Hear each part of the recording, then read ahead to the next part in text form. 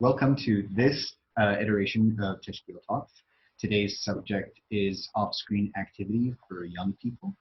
And joining us today are Nahla Tabbaa and Jamal Baroudy. Nahla is a contemporary art educator, artist, and culture producer. She has worked as a consultant for community programming in art foundations such as Art Jamal and the Sharjah Art Foundation. She's also a trail hostess and an urban researcher for the Frying Pan Adventures. Nahla has previously worked on projects and led projects such as Daftar Asfar, which is a collaborative sketchbook project that moves from one person to another, and an urban reflection. Thank you for joining us today, Nahla. Thank you. And Jamal is a multidisciplinary artist, designer, and consultant. She is one of our very own Tashkeel members. She has studied fine arts and graphic design at the Lebanese American University. She's exhibited in the UAE and has her own independent design studio. Most of her work is, or her artistic practice, is kind of between graphic design and site-specific installations. Apart from that, Jamal is also mother to two, and I know that they're also very creative people, but we'll talk more about that later. And I am Azim, the Education and Outreach Coordinator here at Tashkeel. So thank you everyone who is watching this. We're going to talk today about off-screen activity for young people. And so that's a pretty big topic, but kind of something that has come up or has become more of an issue, more of a visible issue within the past couple of months. Primarily, I feel like when I first heard this title, all I could think about was when I was younger, my parents were like, don't sit too close to the television, and how you don't hear that very often these days because we all have phones and iPads and we're constantly glued to them. But that being said, seeking these activities or ways to spend and make use of our time, or even use is a loaded word, but even to kind of wind down or find alternatives to our, let's say, regular workflow through the screen, it's kind of become this space where we can do a lot more.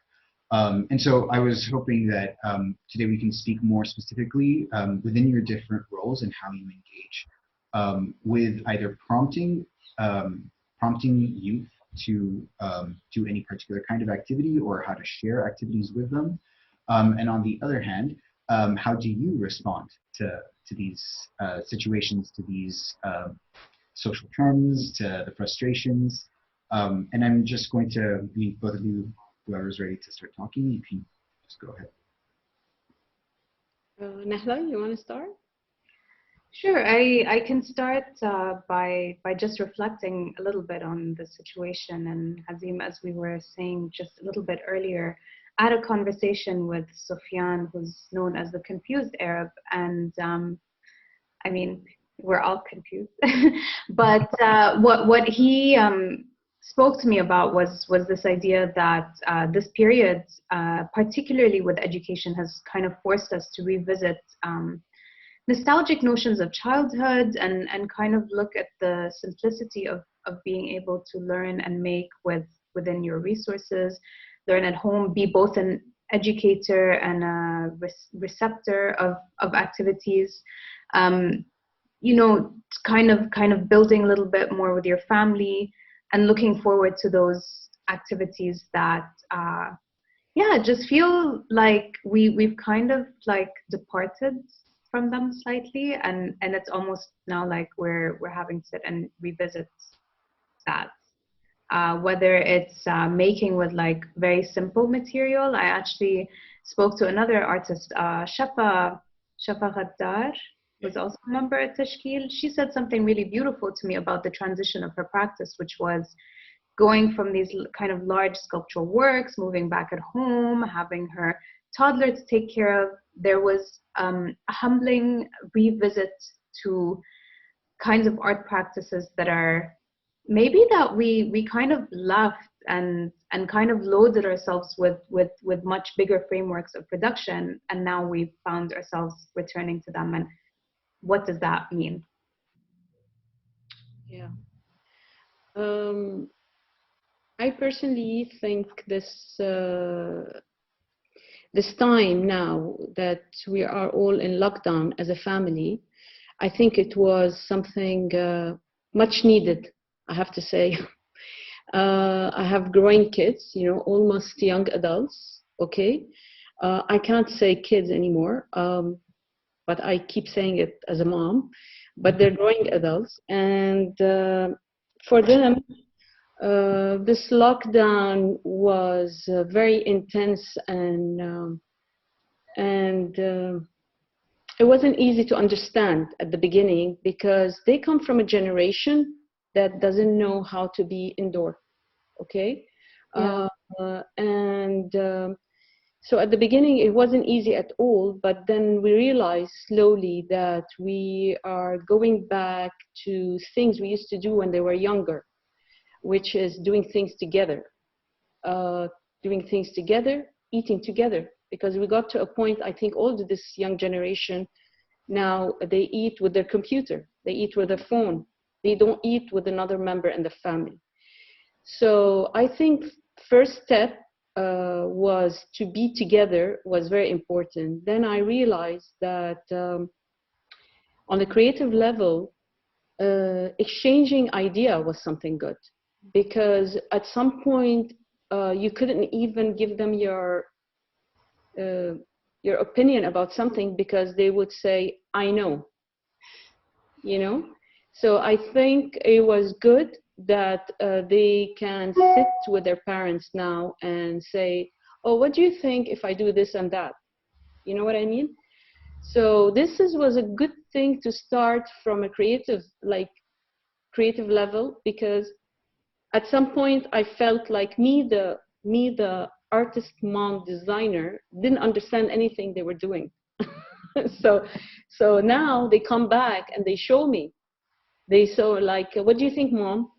Okay, so I think I would say the lockdown helped me personally to bond with them again. Not because I chose not to be with them. It's because they went, they got freed. You would say they were freed very early.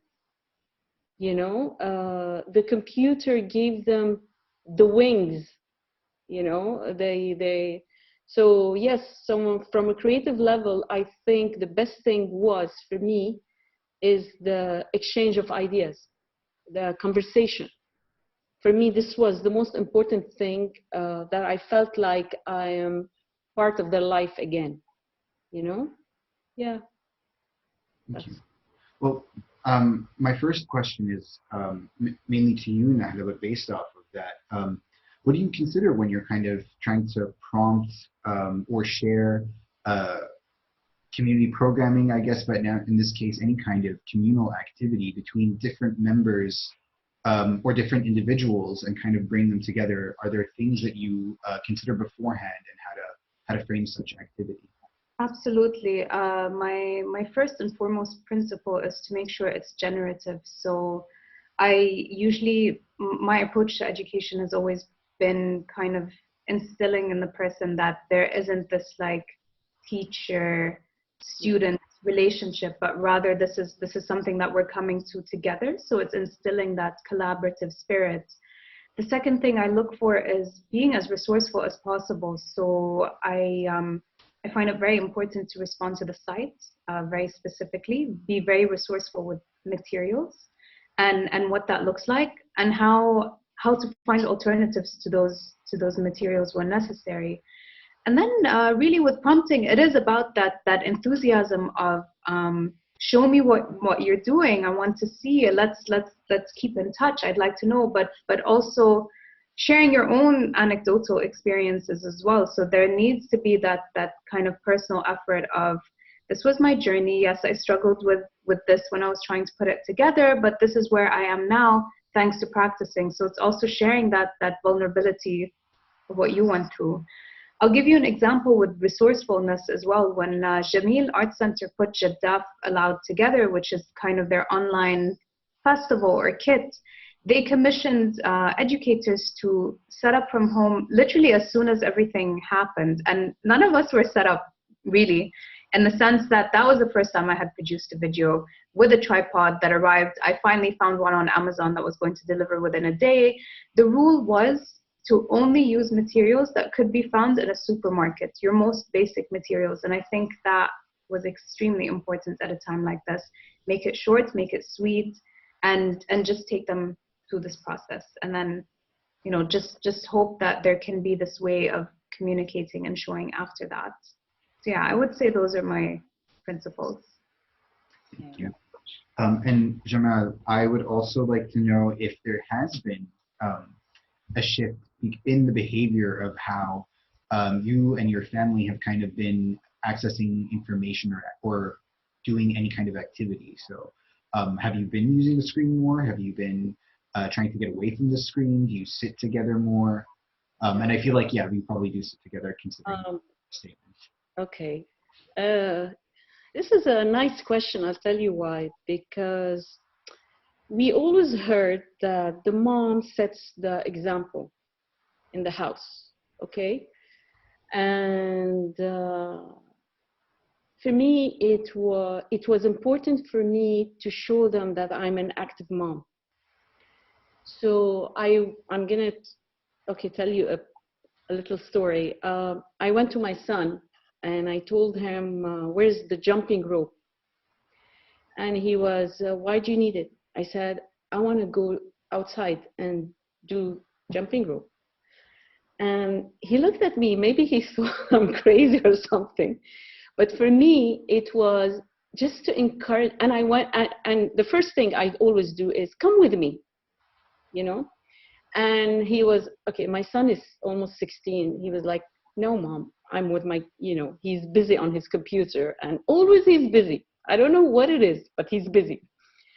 And so I went one time and I took pictures of myself because I think these are going to be historical images, you know.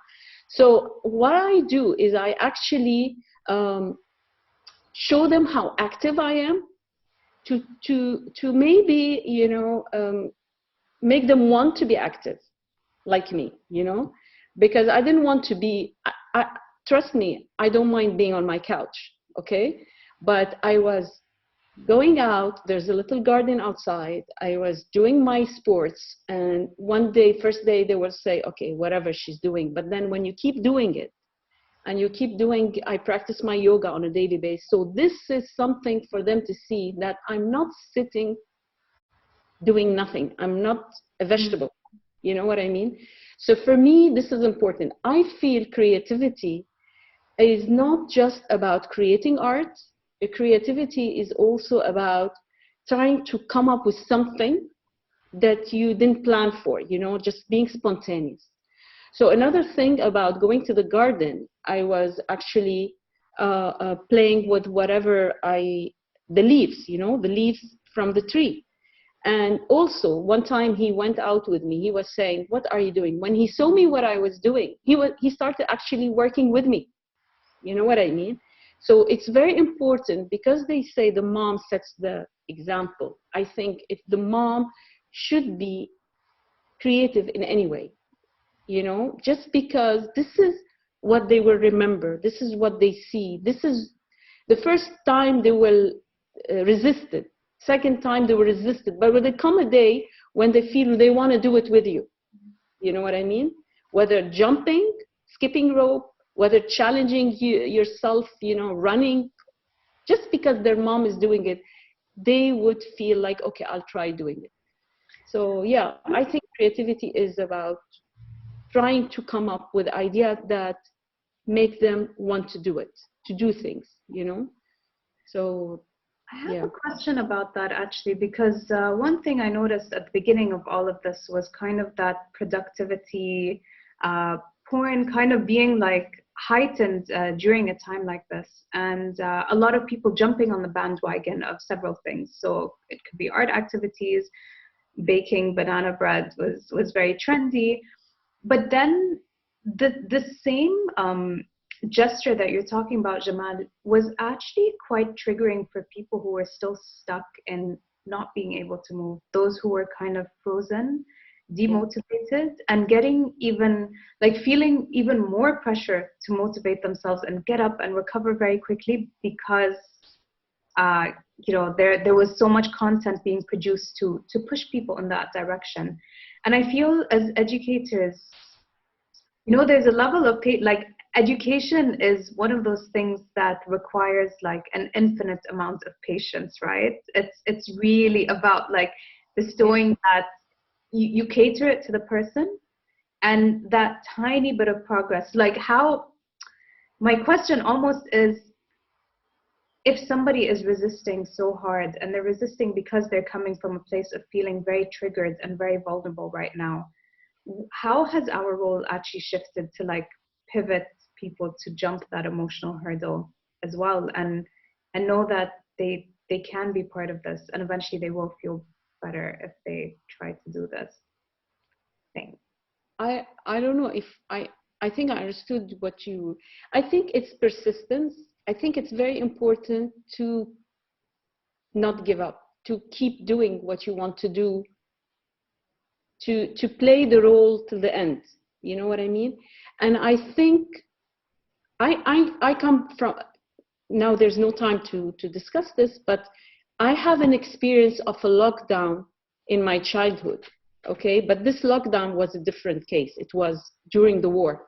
So for me, when the first time they said it's going to be lockdown in Dubai, I kind of already set an agenda, what I need to do, okay? And I kept talking about it. And in the family here in the house, especially even the father who hasn't experienced the lockdown before because he hasn't lived in the country I lived in. So this was something, they were laughing at me. They were like, what? I kept from day one, okay, telling, for example, my husband, we live on the 5th floor, okay? It's exactly the same apartment I had when I was growing up at my parents' house. I kept saying to him, every morning, go up and down, okay, 10 times. Try to do it as much as possible. And he's like, oh, the lockdown is gonna end soon. Trust me, I keep repeating. People who live with me, they hate their life because I keep repeating. I tell them, you have to do it. And finally, they did it. And after my husband started doing it, my son did it as well. So I think it's about keeping the repetition, the repetition becomes a habit. And this is what I think. It sounds like, Jamal, also that you've set it up in a way that people are open to join when they feel comfortable to do so, as opposed to forcing it upon them. Yeah. I mean, I feel like you've set up a very encouraging environment, and that's kind of what attracts your family to participate in the activity. Yeah, I encourage a lot. I think the lockdown, the best way to work with it, to live with it, is actually to keep moving, whatever it is. I don't know what it could be. It depends on your space. Just keep moving, because if you sit down, you can't. Khalas, it's finished. Once you sit down, you cannot process any cell of positivity. So okay, I'm not going to jump. I'm going to leave it for the next question. But it's very important to move, and after we move, we can get off this screen, I think. So. Well, thank you so much, both of you. If we have, we're close to time, so I'm just going to ask if there's any last additions or comments you want to make, things you'd like to share with people. That would be great. I feel like I would personally like to know what motivates you, both of you. But if we can do that within like the next couple of minutes, that would be great.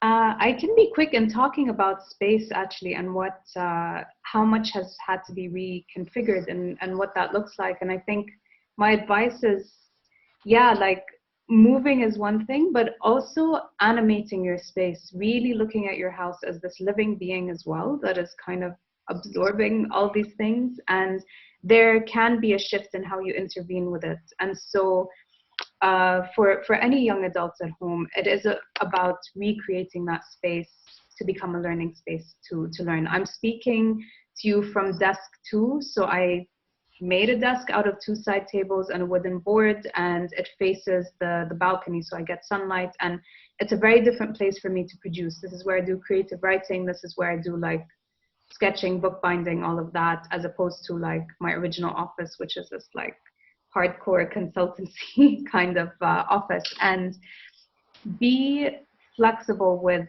the safe space that you create in order to start creating.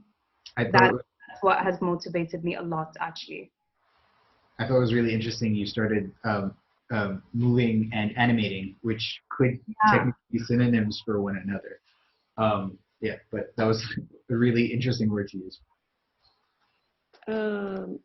As for me, I agree the same. I think we're all speaking the same language. I think it's about animating the space. It's about. It's also about not being too strict with a specific expectation. So let things loose, because the lockdown already is being strict. So if you leave things that can live with like spontaneity, okay, I think it's good. It's for example, just very quickly, if they felt like working in the kitchen, for example, I'm not going to say, no, get out of the kitchen. You know what I mean? So leave things as they feel. If they feel like, I'm going to paint today in the kitchen while you're cooking, that's fine. Do it. You know? So I think you have to be loose because outside is strict. So yeah, that's it. Well, I love that. Yeah. That's actually a really beautiful statement to end with. Thank you so much. This has been really great and very insightful. Thank you once again, Nahla and Jamal. So this is going to, in addition, if anyone's kind of looking for ways to kind of think through their time and want to learn new things or just find more resources to kind of cope with the current situation, Tashkeel actually has, and many other institutions as well, have these really great online creative resources. Tashkeel's online resource for creatives is updated regularly, so I highly recommend you check it out. And with that, thanks again, and hopefully we'll see you all soon here at Tashkeel when things come. So thank you so much, Azim. Thank you. Yeah, good to see you. Nice meeting you. Nice to meet you as well, Jamal. I want to go jump roping with you one day. Yeah. Climb those flights of stairs.